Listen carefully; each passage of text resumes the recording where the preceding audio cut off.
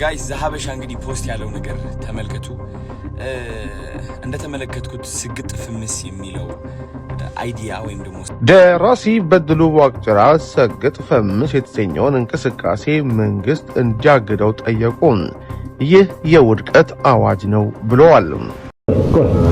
አሁን ሴክስ ያረኩ ነበርና ማለት ነው። በጣም ደከመኝ።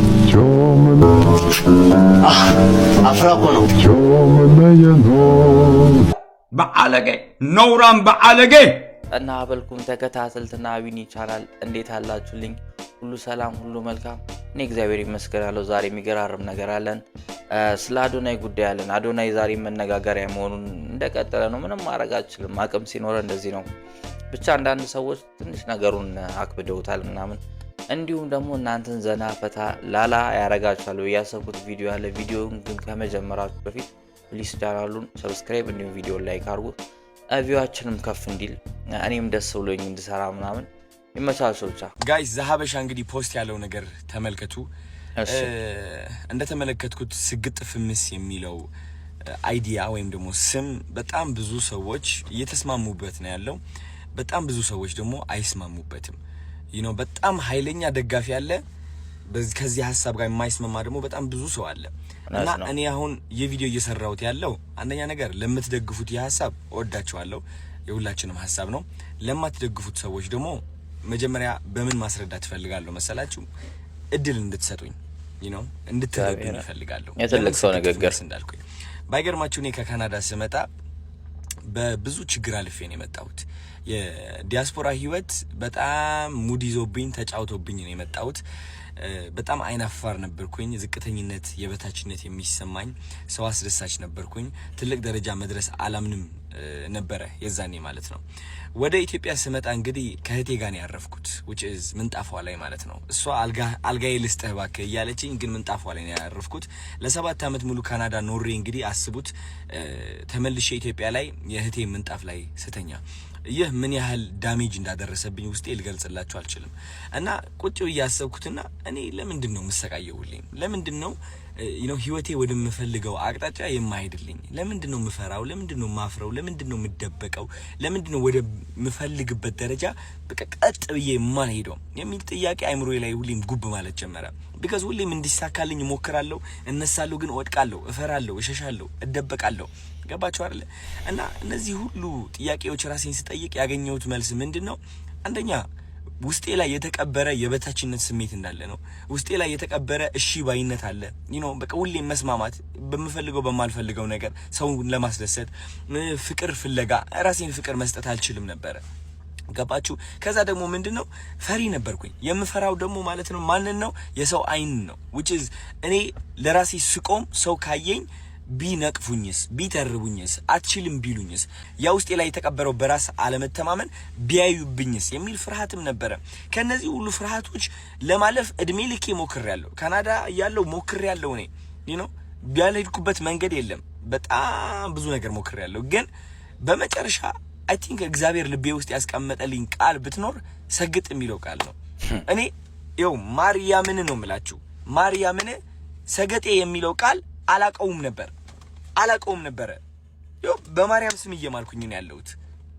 አላቀውም፣ አንብቤው አላቅም፣ ከየት አባቱ እንደመጣ አላቅም። ይሄ ቃል ትርጉሙን ስለማላቀው ነው ደፍሬ የተናገርኩት ብዬ አስባለሁ። ግን ሰገጤ የሚለው ቃል ልቤ ላይ አረፈ። ከዛ ሰግጥ ብዬ ቪዲዮ ለቀቅኩኝ። ይህ ቃል ምን ያህል ኃይል እንዳለው አላወቅኩኝም። ምን ያህል ሰዎች እንደሚቀሰቅስና እንደሚያነቃቃ አላወቅኩኝም። ግን እቺ ቃል ምን አረገችኝ መሰላችሁ? የውስጤ ፍርሃት ሸፈነችው፣ አሸነፈችው። የውስጤ በራስ አለመተማመን አሸነፈችው። እቺ ቃል ምንድነች? ከየት ነው የመጣችው? ማን ነው የሰጠኝ? ለካ ሰገጤ ማለት አይ ቲንክ ፋራ ነው መሰለኝ። ገባችሁ? የዛኔ ነው ሆኜ እያሰብኩት ያለው ሰገጤ ማለት ፋራ ማለት ነው።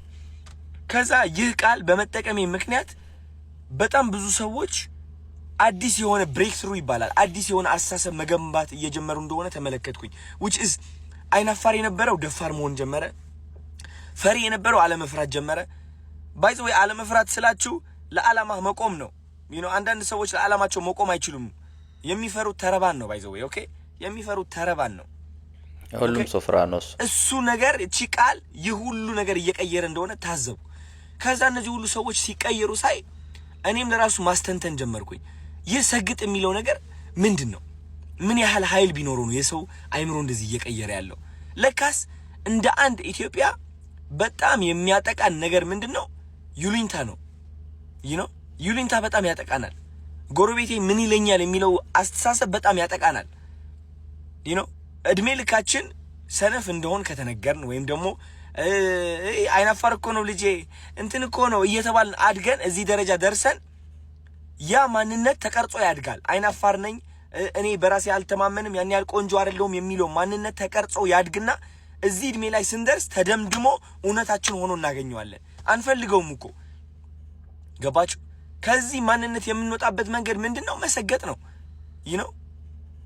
በመሰገጥ ነው በመስራት ነው መሰገጥ ስላችሁ እያወቀው ይያለ እድሜ ልክህ እኮ ፈሪ እንደሆንክ ታውቀዋለህ እድሜ ልክህ አይናፋር እንደሆንክ ታውቀዋለህ እድሜ ልክህ ቆንጆ አይደለውኝም ብለክ አስበህ የኖርክ ሰው እንደሆንክ ታውቀዋለህ እኮ ግን ለነዚህ መጥፎ ሐሳቦች ትሰግጥባቸዋለህ በቃ አትሰማቸውም ነው በቃ ገባችሁ አትሰማቸውም በቃ ድድብ ትልባቸዋለህ which is ወደ ሁለተኛ ቃላት ልመጣ ነው በጣም ብዙ ሰው ያናደደው ብዬ ማስበው ለምንድነው ህዝቡን ደድብ የምትለው ደድቦ ይዝ ምንድነው የሚያደርገው ደድብ ያልኩት እኔ ዝም ብላችሁ የጅል ስራ ስሩ ይያልኩኝ አይደለም የምትደድበው በእነዛ መጥፎ ድምጾች ነው መደደብ ማለት አለመስማት አይደለ ደደብ ማለት ተቆርኩሞ ተነግሮ ማይሰማ አይደለ እንዴ አዎ እነዛ ሐሳቦች ናቸው እኛ እየኮረከሙ ወደ ማንፈልገው ህይወት የሚመሩ ወደ እፍረት ወደ ቁጭት ወደ ስቃይ ወደ ብቸኝነት ወደ የበታችነት ስሜት የሚመሩን እነዛ መጥፎ ሐሳቦች ናቸው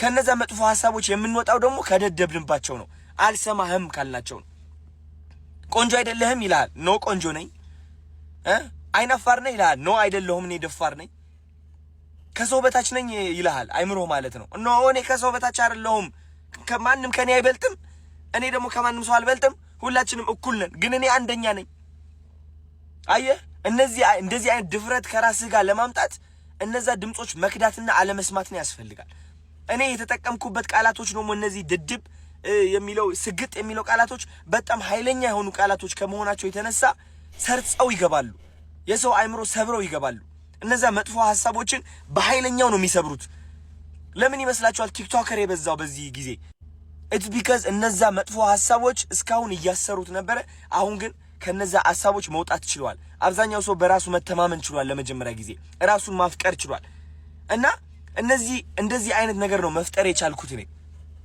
ስለዚህ ኤኒዌይስ ቪዲዮ የዚህን ያህል ራሱ አያለው ብዬ አላሰብኩም ነበር ማለት 9 ደቂቃ ቪዲዮ ነው ግን እግዚአብሔርን ነው የምላችሁ እኔ ቲክቶከር ምናምን አይመቸኝም እንደዚህ ፋንም አይደለሁም ግን እኔ ላይክ ሰው ሲያወራ ወይንም ሲመክር በቃ በጣም ከልብ የሰማው ሰው ቢኖር አዶናይ ነው አብሶ የኛው ቪዲዮ ማለት ብዙዎቻችን ወደ ኋላ ያስቀረን ነገር ይሄ ሂሊንታ አብሶ ደግሞ ከምንም በላይ ወጣቱን ኩል ነኝ የሚለው ነገር ማለት ወፍ ኩል አይደለም ማን ኩል ነኝ ብለህ ካሰብክ ተኳኩለ ቤት የተቀራለ ኤኒዌይስ ብቻ ብዙ ነገር ነው ሀፕን እያደረጋሉ ይሄን ሰሞን ሌላም ቪዲዮ ዶክተር ማናቸው ደራሲ ዶክተር ብቻ ከሶታልና እስቲ እሱንም ቪዲዮ እንየውና አብረን እንመልሳለን ደራሲ በድሉ ዋቅጅራ ሰግጥ ፈምስ የተሰኘውን እንቅስቃሴ መንግስት እንዲያግደው ጠየቁ ይህ የውድቀት አዋጅ ነው ብለዋል ታዋቂው ደራሲና የስነ ጽሑፍ መምህር በድሉ ዋቅጅራ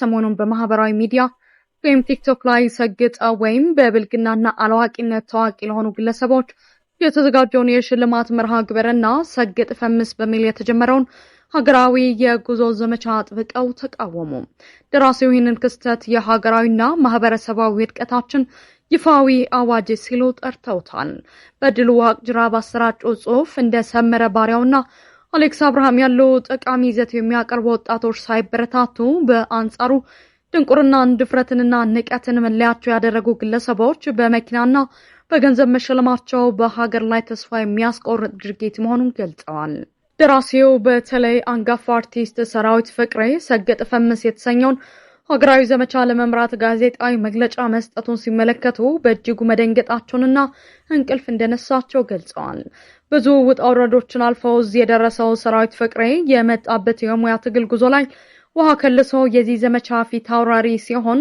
ለልጆቻችን የሚያስተላልፈው መልእክት ምንድነው? እዚህ የደረስኩት ደድቤና ሰግጬ ነው እያለ ነው ወይ ሲሉ በድሉ ጠንካራ ጥያቄ ሰንዝረዋል።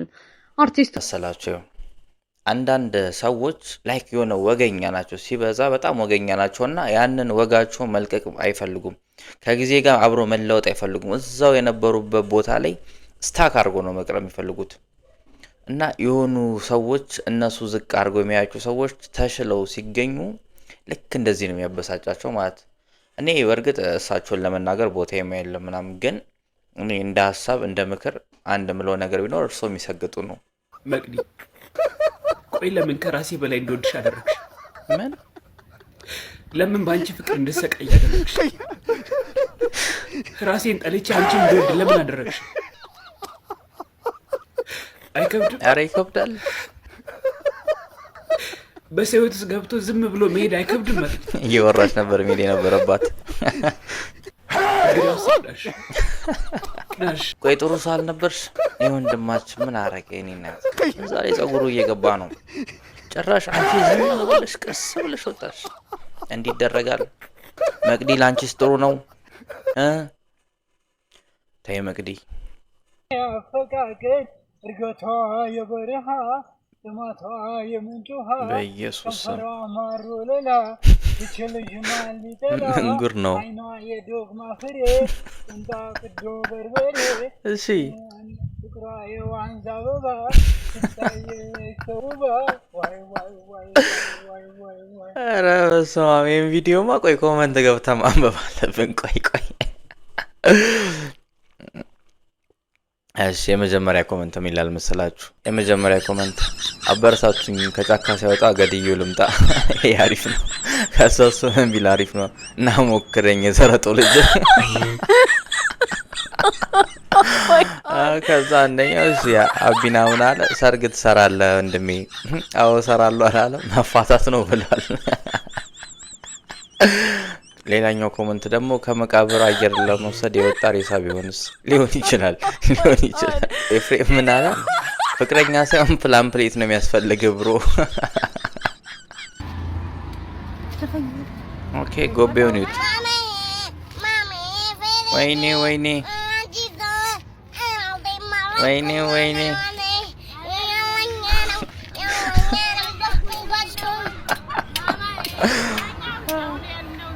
አንዳንዴ ዝም ብለን ተገናኝተን ብንተኛስ? ማለት የግድ ማውራት አለብን፣ መውጣት አለብን፣ መብላት ብንተኛስ? ማን ብዬ ልሰይምሽ? ምኑን ትቼ ማን ልበልሽ? እጹብ ድንቅ ልጅ ነሽ ትለይብናለሽ። ማን ብዬ ልሰይምሽ? ምኑን ትቼ ማን ልበልሽ? እጹብ ድንቅ ልጅ ነሽ። ነባ ትችላለህ እኮ አንቺ ሸርሜክስ፣ አንቺ ማትረቢ ነሽ። እውነቷን እኮ ነው። ለምን ሁላችሁም እንደዚህ አታስቡም? ዋይ ጊዜ መፍጀቱ ለምን? ዞሮ ዞሮ መግቢያው ጭራሮ ነው። You get it? If you don't get it, forget about it.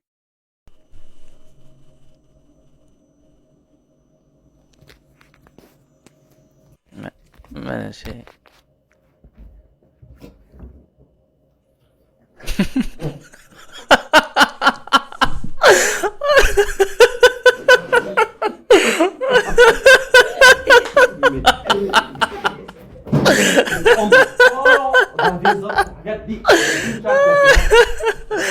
ኧረ በስመ አብ! ሰይጣን በብዙ መልክ ነው የሚመጣባችሁ። በዚህ ፊልተር ግን አይመጣባችሁ። አይ ደስ ይላል፣ ደስ ይላል። እዩት፣ ይሄ የሁለተኛ ክፍል አማርኛ መጽሐፌ ነው። እሺ እዚህ ጋር የመጽሐፉ ህጋዊ ቅጂ ባለቤት 2014 ዓ.ም ይላል። ዳግም ህትመት 2017 ዓ.ም ይላል። አሁን ደግሞ ወደ ፔጅ 21 እንሂድ። ምንድነው? ለአዶናይ የውድድሩን ዋንጫ በላ ወይም አሸነፈ። ደግሞ ፔጅ 21 ላይ ማርያምን ብሎ ደግሞ የታተመው 2014 ዓ.ም ነው። ቆይ ይሄ ነገር ትንቢት ነው ወይስ ምንድነው? አሁን ቆይ ብሎ ትምህርት ሚኒስቴር ትንቢት መናገር ጀመረ ማለት ነው? ብሬ እንደዛ ያዋጣል? አሁን ሴክስ ያረኩ ነበርና ማለት ነው። በጣም ደከመኝ። መንጉር ነው እናቴ ትሙት ማንን እንዳደረኩ ላሳያችሁ ማንን ነው ላሳያችሁ ስሜታዊ ላለመሆን ሞክራለሁ ዝግጁ ናችሁ ሰርፕራይዝ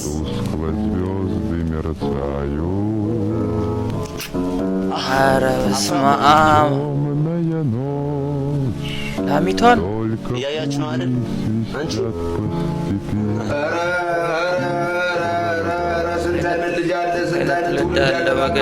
መንጉር ነው አቤት አቤት አቤት አቤት ኢትዮጵያ አቤት ኢትዮጵያ አቤት ኢትዮጵያ ነው የሚገነባሽ